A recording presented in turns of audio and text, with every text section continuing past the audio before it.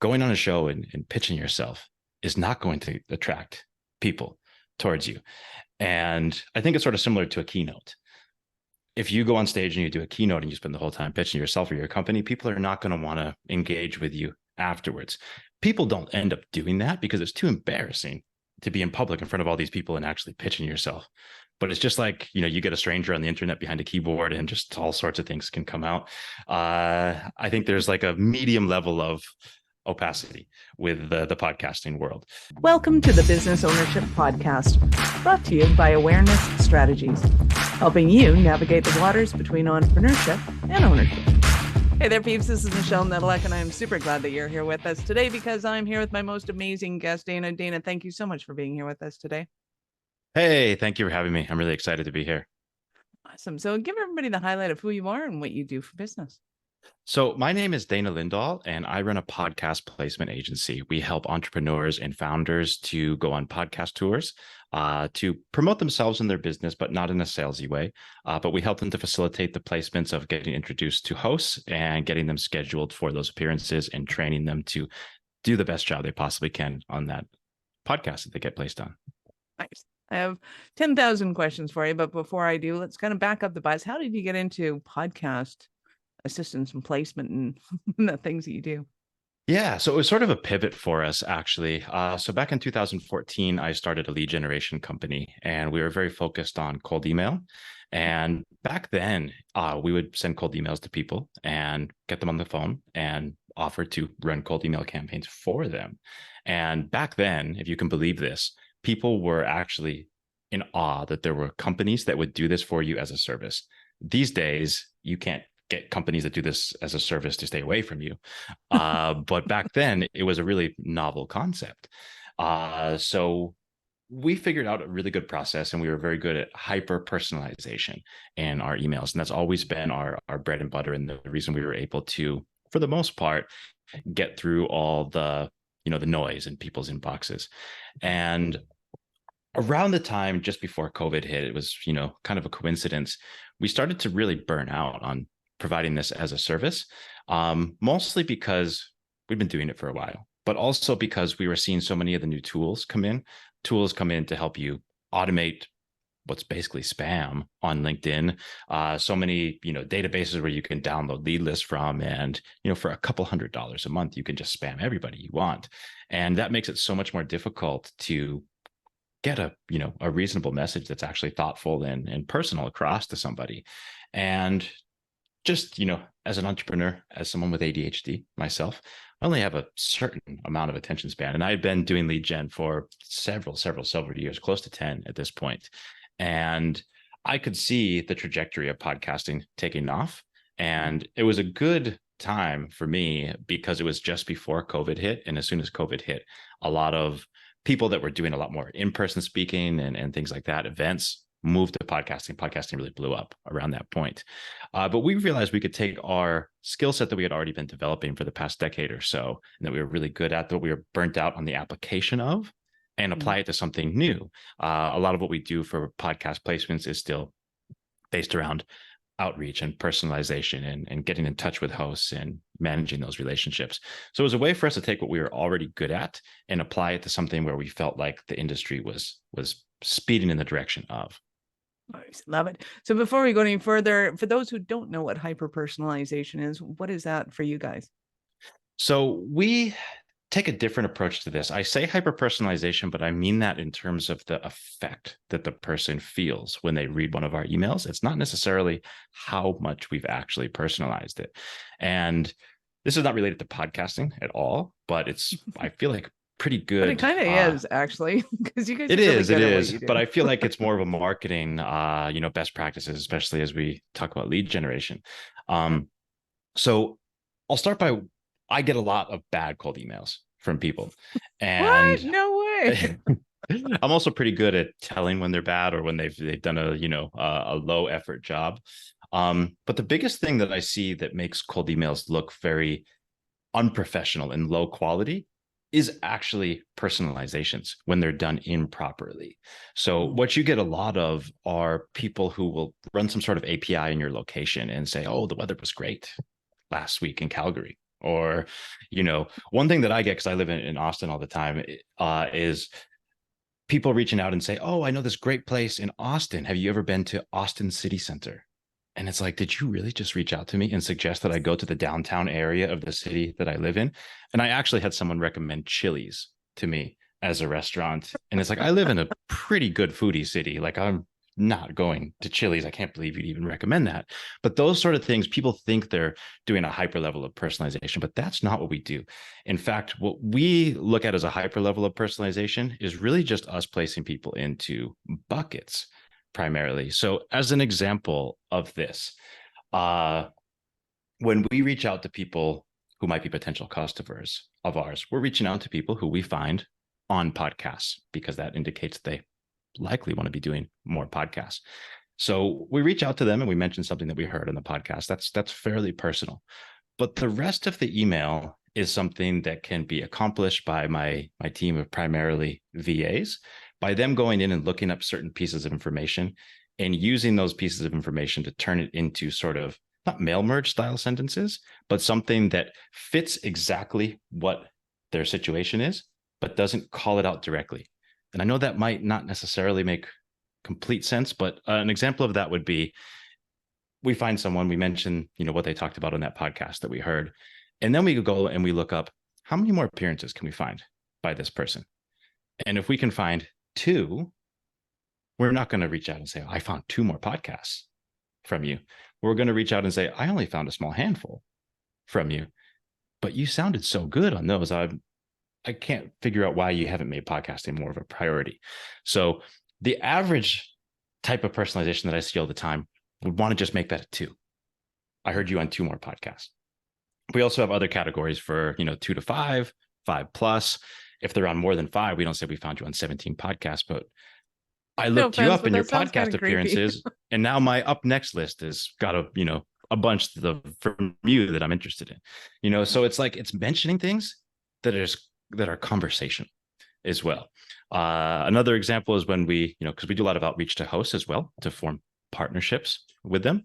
And we like to mention episodes that we heard, but not your episode with John Smith from 3 months ago, your episode with John Smith from October 2022, but your episode with John Smith from a few months ago, something that's more natural to the actual way that people talk to each other. And it's a very, very, very subtle difference.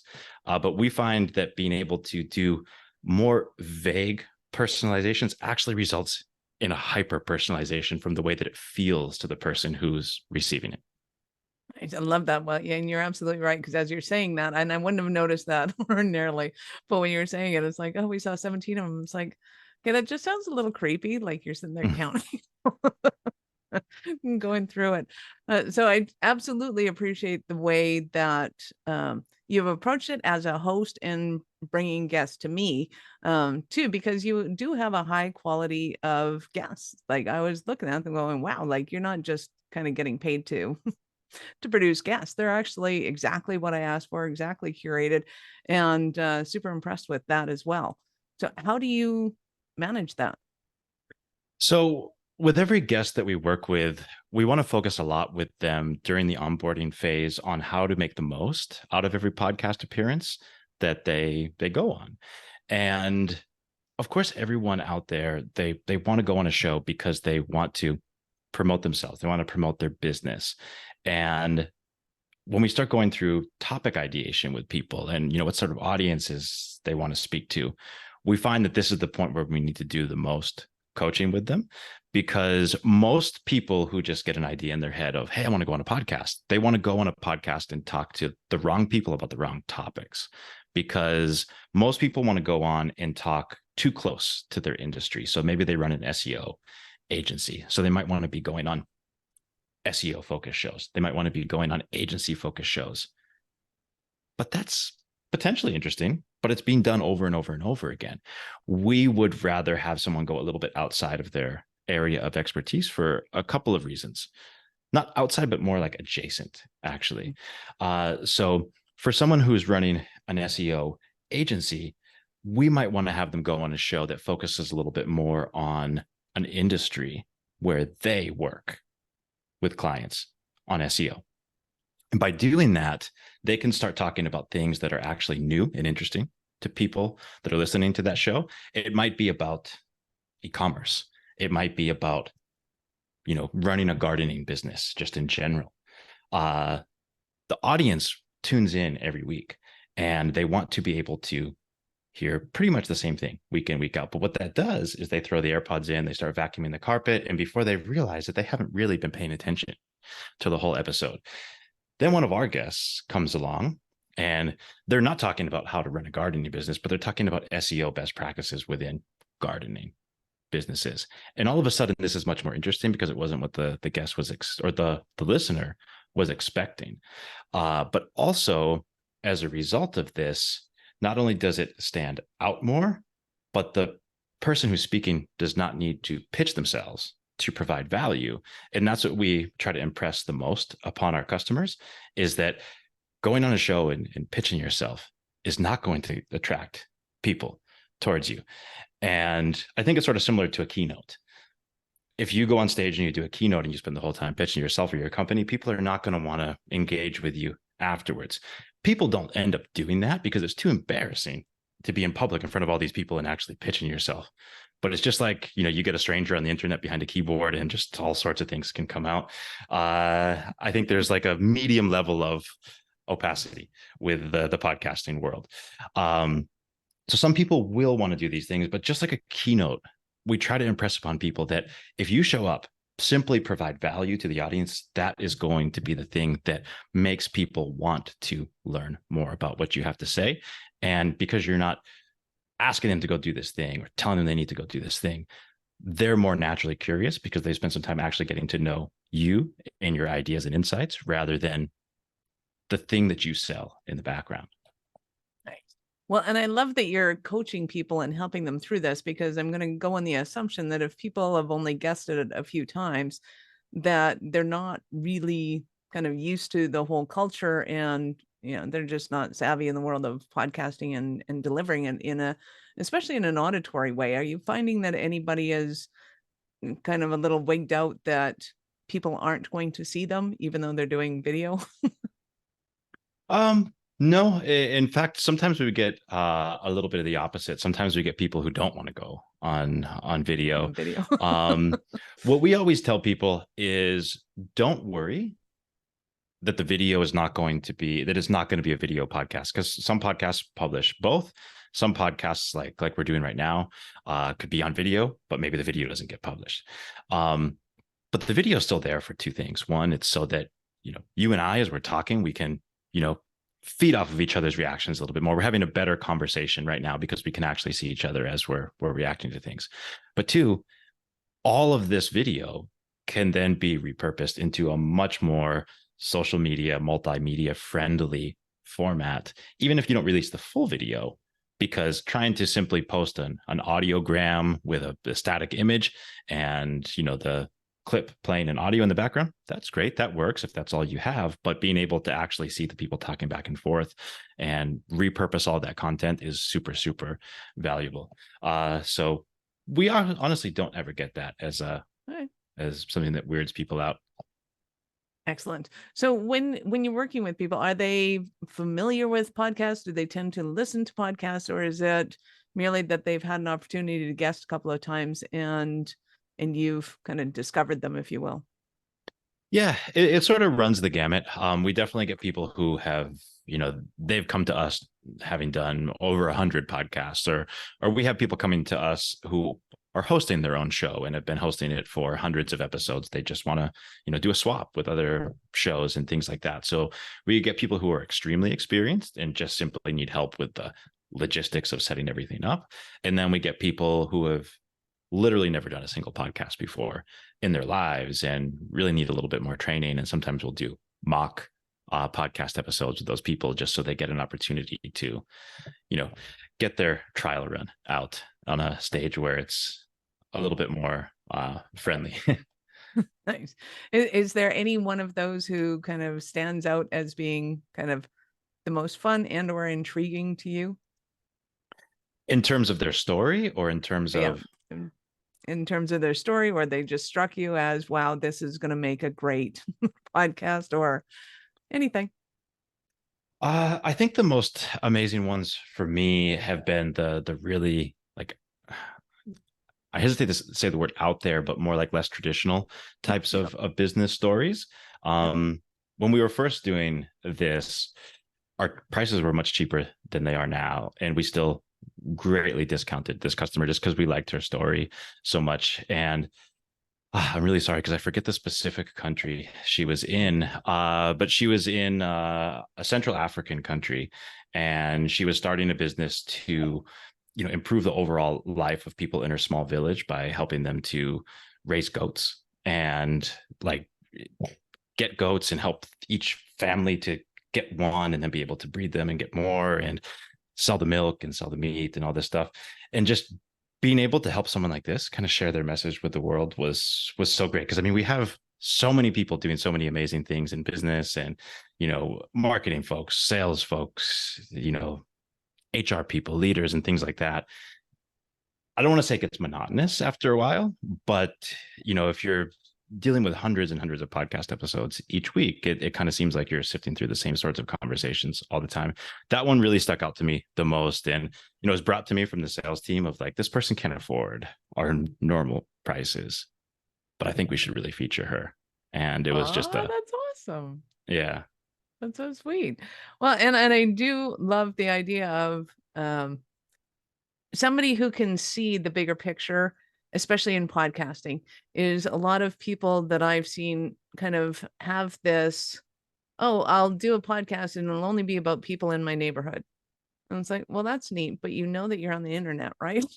It's like there's a whole lot of something going on here.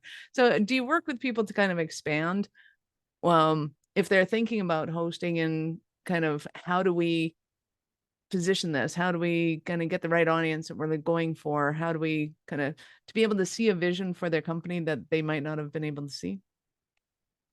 Yeah, definitely. So a good example of this, and it kind of ties back to my previous point, is we worked with a guy. He called himself the marketing CFO. So he's a good marketer and he's a good fractional CFO. Two skill sets that almost never Very intersect different. with themselves. So Right. like really the unicorn Wow. of a guy already. But he had just recently like quit a more traditional like CFO role and wanted to go into business for himself. So we started to place him on podcasts, and he wanted to go on marketing podcasts and talk about marketing, and he wanted to go on accounting podcasts and talk about accounting. And that's where we pumped the brakes with him, because we're like, hey man, there are so many people out there, marketers talking about marketing, and people are, they're still listening, but it's getting old. There's also so many accountants talking about accounting. Honestly, they're probably still very enthused to continue talking about accounting. They But are. what we had him do was go on marketing focused shows to talk about accounting best practices for the marketing departments, and go on accounting focused shows to talk about marketing best practices that relates back to the finance department. So like I was saying earlier, people who are listening to these episodes, they start the episode thinking they're going to get one thing, and it's still highly relevant to them, but it's just enough outside what they thought that they were going to hear that it actually keeps them listening in a lot more. Nice. So if there's somebody listening in and they're kind of not sure as to whether or not they have something worth going on to podcasts for, what kind of things are you looking for, and what kind of things can they self-identify with and go, ooh, I actually might be able to do this podcasting thing? So for the most part, I generally say that everyone has a story to tell. That being said, not everybody wants to tell their story. So you have to have some form of desire to get yourself out there and do it. Not everyone's going to be a great public speaker. Not everybody's going to feel comfortable to just do that. I think it's good for people to get outside of their comfort zone. And I do think that everyone has a reasonably good story to tell. I would recommend for anybody who is not quite comfortable yet to start going on some much smaller shows, for two reasons. One, smaller shows are going to be much easier to get a placement on because they're just starting out. They don't have the influx of people reaching out to them and wanting to be on their show, so they're usually happy to feature just about anybody so that they can keep their publishing cadence consistent. But number two is it's just a really good trial run, because what's going to end up happening is you're going to get on there, you're going to do it, you're going to be so nervous before you go on, and then you actually go ahead and do it, and when you realize, well, that wasn't so bad at all. I would recommend for people who are really, really nervous, especially those who are anxious and sort of self-conscious, after it's done, after it's published, send the episode to a few friends before you listen to it. Because if you just go and listen to it straight away, you ever heard your own voice? And you've of course heard your own voice because you Don't do that. Don't run do a that. podcast. But most people who hear their own voice for the first time are like, they're shocked, they're overly critical of it. Whereas if you send it to some friends first, your friends are generally going to say some nice things to you. And then it allows you to look at it from a little bit of a different light. And rather than being extremely critical of why did I say that, you can look at it from a little bit of a different lens of like, okay, I could do that a little bit better next time. I do recordings all the time, 8 hours a day in front of a video recorder of some sort. And I was listening to my parents' voicemail the other day, trying to get their messages off the phone for them. And I didn't even recognize my own voice. I'm like, oh, that was me. Sister's looking at me like, you're nuts. I don't recognize my own voice. What? And it comes across different all the time. So yes, peeps, don't ever listen to your phone as the first reaction, but do get the bug, because it is a ton of fun. And I know a lot of people who are, I think that nervousness is almost a seed of this is exactly what you need to do.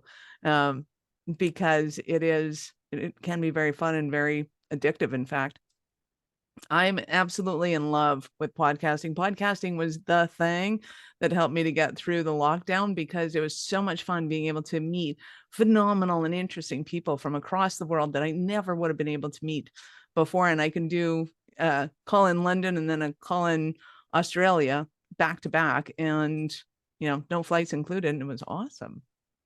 This is one of my other favorite parts about podcasting, particularly guest podcasting, and it's a bonus more than anything, is that you end up just meeting so many great people.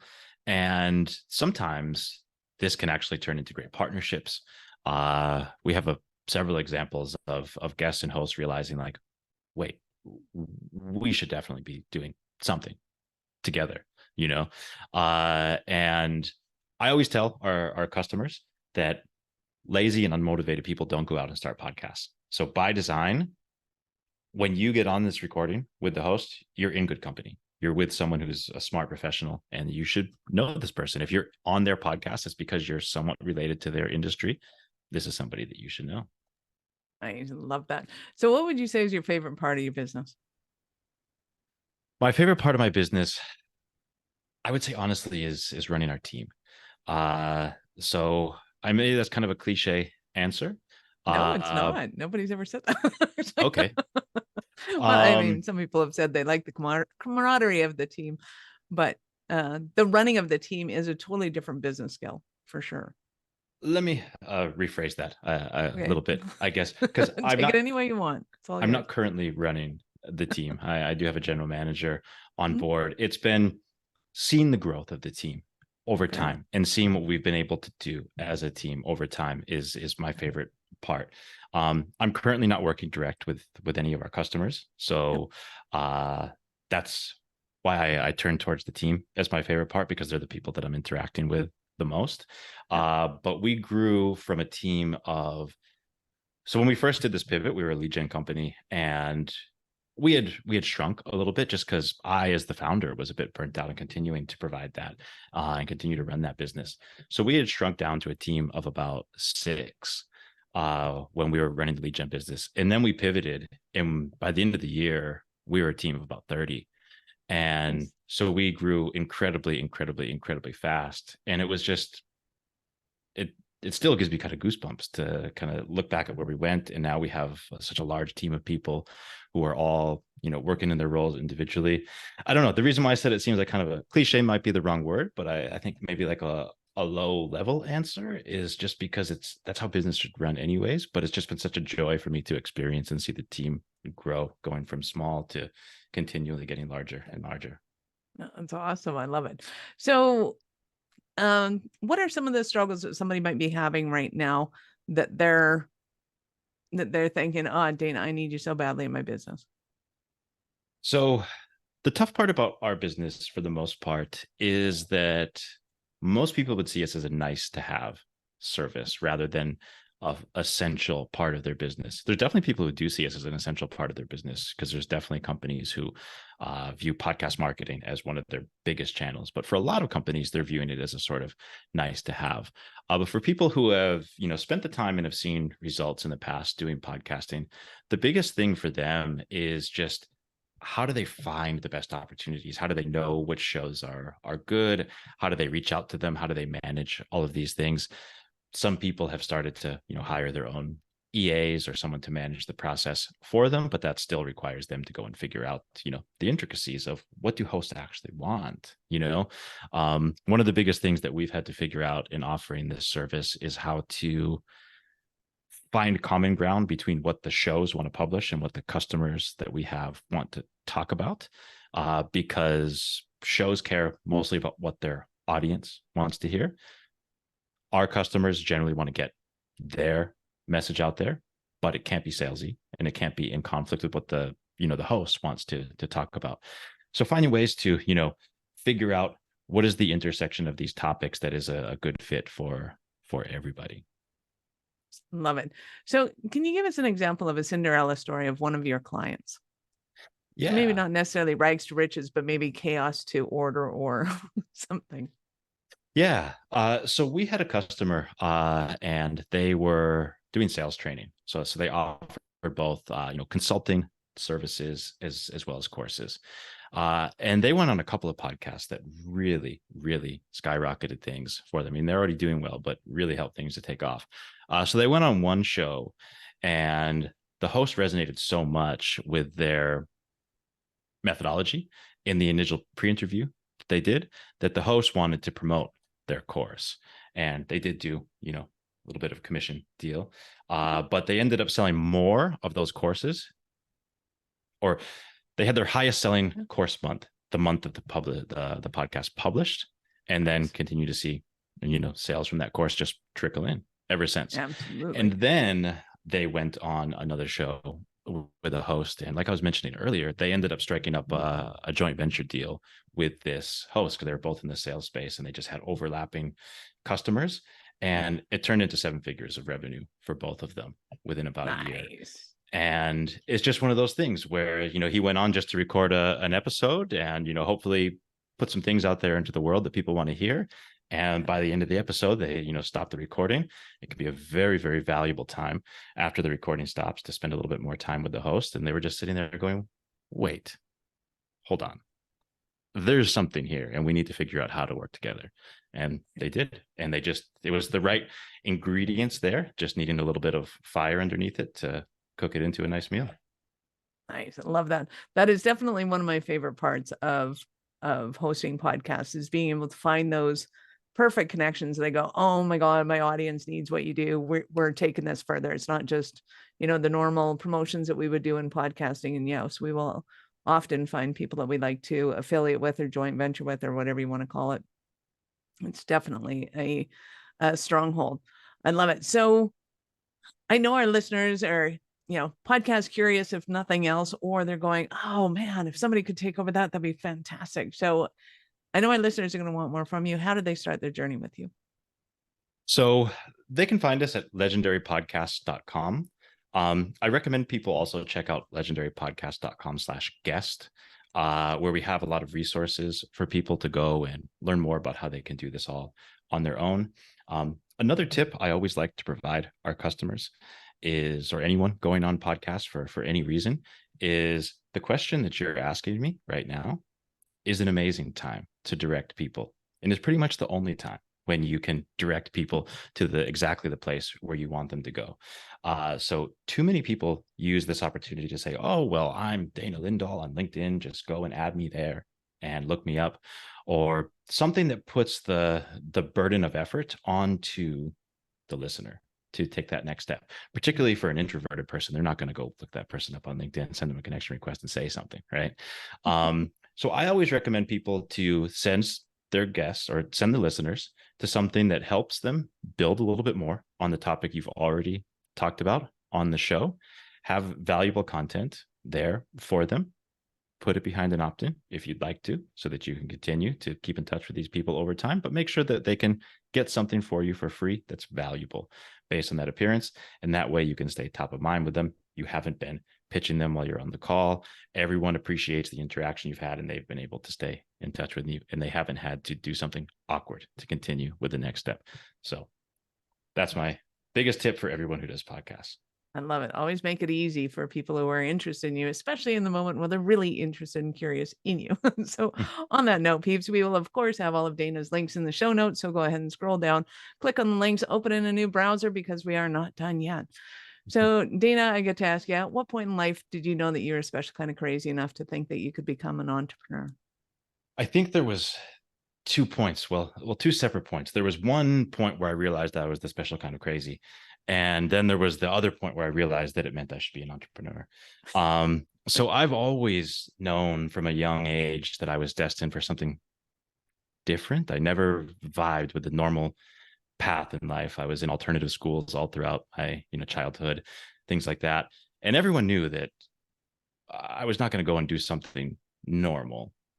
But it took me moving to Bali at 21 years old and just meeting some random people out there who were running internet businesses. I was, scratching away, trying to just write some online articles for a very low amount of money. I was 21 years old, so I lived in paradise on the beach. I didn't need a lot of money.